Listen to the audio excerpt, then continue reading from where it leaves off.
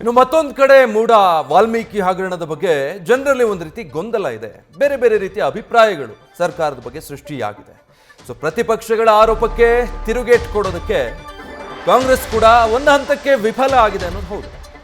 ಹೀಗಾಗಿ ಸರ್ಕಾರದ ಇಮೇಜ್ ಅನ್ನು ಹೆಚ್ಚಿಸಿಕೊಳ್ಳೋದಕ್ಕೆ ಈಗ ಕಾಂಗ್ರೆಸ್ ರಣತಂತ್ರ ರೂಪಿಸೋದ್ರಲ್ಲಿ ಮುಂದಾಗಿದೆ. ಅಭಿವೃದ್ಧಿ ಕಾರ್ಯಕ್ಕೆ ಮೊದಲ ಆದ್ಯತೆ ಕೊಡಬೇಕು ಅನ್ನುವಂಥ ಸಂದೇಶ ರವಾನೆ ಮಾಡೋ ನಿಟ್ಟಿನಲ್ಲಿ ಸಮಾವೇಶಗಳ ಮೂಲಕ ಸಂದೇಶ ನೀಡೋದಕ್ಕೆ ಕಾಂಗ್ರೆಸ್ ಪ್ಲಾನ್ ಮಾಡ್ಕೊಳ್ತಾ ಇದೆ. ಒಂದು ಕಡೆ ಈ ಆರೋಪಗಳೆಲ್ಲ ಇರಲಿ, ನಾವು ಅದಕ್ಕೆ ಸಮಜಾಯಿಷಿ ಕೊಡೋದು ಬೇಡ, ಅದ್ರ ಬದಲಿಗೆ ಬೇರೆ ರೀತಿ ಇಮೇಜ್ ಹೆಚ್ಚಿಸಿಕೊಳ್ಳಬೇಕು ಅನ್ನೋದು ಕಾಂಗ್ರೆಸ್ನ ಪ್ಲಾನ್. ಸೊ ಡಿಸೆಂಬರ್ 2ರಂದು ತುಮಕೂರಲ್ಲಿ ಬೃಹತ್ ಗ್ಯಾರಂಟಿ ಸಮಾವೇಶ ನಡೆಸೋದಕ್ಕೆ ಮುಂದಾಗಿದೆ ಸರ್ಕಾರ. ಡೀಟೇಲ್ಸ್ ಕೊಡ್ತಾರೆ ಈ ಬಗ್ಗೆ ಶಿವಪ್ರಸಾದ್ ಲೈವ್ ನಲ್ಲಿ ಜಾಯ್ನ್ ಆಗ್ತಾ ಇದ್ದಾರೆ.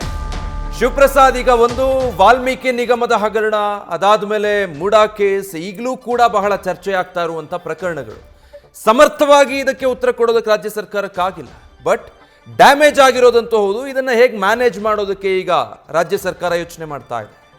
ಖಂಡಿತವಾಗಿ ವಿಜಯ್, ಗ್ಯಾರಂಟಿ ವಿಚಾರ ಕುರಿತಂತೆ ದೊಡ್ಡ ಮಟ್ಟದ ಚರ್ಚೆಯಾಗಿ ಜೊತೆಗೆ ಅದರಿಂದಾನೇ ಅಧಿಕಾರಕ್ಕೆ ಬಂದು ಅನುಷ್ಠಾನಗೊಳಿಸಿದ್ರು ಸಹಿತವಾಗಿ ವಿರೋಧ ಪಕ್ಷಗಳು ವಿಚಾರದಲ್ಲಿ ಅಂದರೆ ಗ್ಯಾರಂಟಿ ವಿಚಾರದ ಜೊತೆಗೆ ಮೂಡ ಮತ್ತು ವಾಲ್ಮೀಕಿ ಪ್ರಕರಣಗಳನ್ನು ಪ್ರತಿನಿತ್ಯ ಕೂಡ ಪ್ರಸ್ತಾಪ ಮಾಡೋದ್ರ ಮುಖಾಂತರ ಸರ್ಕಾರದ ಇಮೇಜ್ಗೆ ಸಾಕಷ್ಟು ಡ್ಯಾಮೇಜನ್ನು ಉಂಟು ಮಾಡ್ತಾ ಇದ್ದಾವೆ.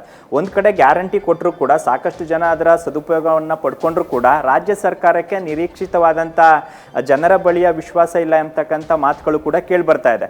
ಸದ್ಯ ಈಗ ಮರಳಿ ಜನರಿಂದ ಏನು ಗೇನ್ ಮಾಡ್ಕೊಳ್ಬೇಕು ಎಂಬತಕ್ಕಂಥ ಇದ್ದಾರೆ, ಆತ್ಮವಿಶ್ವಾಸ ಇರ್ಬೋದು, ಸರ್ಕಾರದ ಪರವಾದಂಥ ವಿಶ್ವಾಸವನ್ನು ಅಲೆಯನ್ನು ಟ್ರೆಂಡನ್ನು ಸೃಷ್ಟಿ ಮಾಡಬೇಕು ಎಂಬತಕ್ಕಂಥ ನಿಟ್ಟಿನಲ್ಲಿ ಜನಾಭಿಪ್ರಾಯಕ್ಕೂ ಕೂಡ ಈಗ ಮುಂದಾಗಿದ್ದಾರೆ. ಸದ್ಯ ಜನಪರವಾದಂಥ ಕಾರ್ಯಕ್ರಮಗಳನ್ನು ಜನರಿಗೆ ತಲುಪಿಸ್ತಕ್ಕಂಥ ನಿಟ್ಟಿನಲ್ಲಿ ಸಮಾವೇಶವನ್ನು ಆಯೋಜನೆ ಮಾಡೋದ್ರ ಮುಖಾಂತರ ಜನರ ವಿಶ್ವಾಸ ಕೇವಲ ಗೊಂದಲಗಳಷ್ಟೇ ಅಲ್ಲ, ವಿವಾದಗಳಷ್ಟೇ ಅಲ್ಲ, ಜನಪರವಾದಂಥ ಆಡಳಿತ ನೀಡೋದ್ರಲ್ಲೂ ಸರ್ಕಾರ ಸಫಲವಾಗಿದೆ ಎಂಬತಕ್ಕಂಥ ಟ್ರೆಂಡನ್ನು ಉಂಟು ಮಾಡೋ ನಿಟ್ಟಿನಲ್ಲಿ ಈಗ ಸಮಾವೇಶಕ್ಕೂ ಕೂಡ ಮುಂದಾಗಿದೆ. ಇದರ ಭಾಗವಾಗಿ ಡಿಸೆಂಬರ್ 2ರಂದು ತುಮಕೂರಿನಲ್ಲಿ ಬೃಹತ್ ಗ್ಯಾರಂಟಿ ಸಮಾವೇಶವನ್ನು ಆಯೋಜನೆ ಮಾಡೋದ್ರ ಮುಖಾಂತರ ಯಾವ ರೀತಿ ಫಲಾನುಭವಿಗಳಿಗೆ ಸರ್ಕಾರ ಈ 5 ಗ್ಯಾರಂಟಿಗಳ ಯೋಜನೆಗಳನ್ನು ಜನರ ಮನೆ ಮನೆಗೆ ತಲುಪಿಸ್ತಾ ಇದೆ ಎಂಬತಕ್ಕಂಥ ನಿಟ್ಟಿನಲ್ಲಿ ಮನವರಿಕೆ ಮಾಡಿಕೊಳ್ಳಿಕ್ಕೂ ಕೂಡ ಸಿದ್ಧತೆಯನ್ನು ಆರಂಭಿಸಲಾಗಿದೆ. ಈ ಕುರಿತಂತೆ ಸಿಎಂ ಸಿದ್ದರಾಮಯ್ಯ ಅವರು ಕೂಡ ತುಮಕೂರಿನ ಸಮಾವೇಶಕ್ಕೆ ಹೆಸರು ನಿಶಾನೆಯನ್ನು ತೋರಿದ್ದು ಅದಕ್ಕೆ ಬೇಕಾದಂಥ ಸಿದ್ಧತೆಗಳು ಕೂಡ ಈಗ ನಡೀತಾ ಇದ್ದಾವೆ. ಪ್ರಾರಂಭಿಕವಾಗಿ ತುಮಕೂರಿನಲ್ಲಿ ನಡೆದರೂ ಕೂಡ ಇದೇ ಸಮಾವೇಶವನ್ನು ಇದೇ ಮಾದರಿಯಲ್ಲಿ ಇತರ ಜಿಲ್ಲೆಗಳಲ್ಲೂ ಕೂಡ ಮಾಡೋದ್ರ ಬಗ್ಗೆ ಈಗ ಚರ್ಚೆ ಆಗ್ತಾ ಇದೆ. ಹಾಗಾಗಿ ಕೇವಲ ವಿರೋಧ ಪಕ್ಷಗಳು ಈ ವಿಚಾರವನ್ನ ಡೈವರ್ಟ್ ಮಾಡೋದ್ರ ಮುಖಾಂತರ ರಾಜಕೀಯ ಲಾಭವನ್ನ ಪಡ್ಕೊಳ್ತಾ ಇದೆ. ಸದ್ಯ ಸರ್ಕಾರ ಕೇವಲ ಇವರಿಗೆ ಕೌಂಟರ್ ಕೊಡೋದ್ರಲ್ಲೇ ನಿರತವಾಗಿದೆ ಎಂಬತಕ್ಕಂಥ ಆಪಾದನೆ ಕೂಡ ಕಾಂಗ್ರೆಸ್ನ ಕಾರ್ಯಕರ್ತರಲ್ಲಿರ್ಬೋದು ಮತ್ತೆ ರಾಜ್ಯದ ಜನರಲ್ಲೂ ಕೂಡ ಮೂಡ್ತಾ ಇದೆ.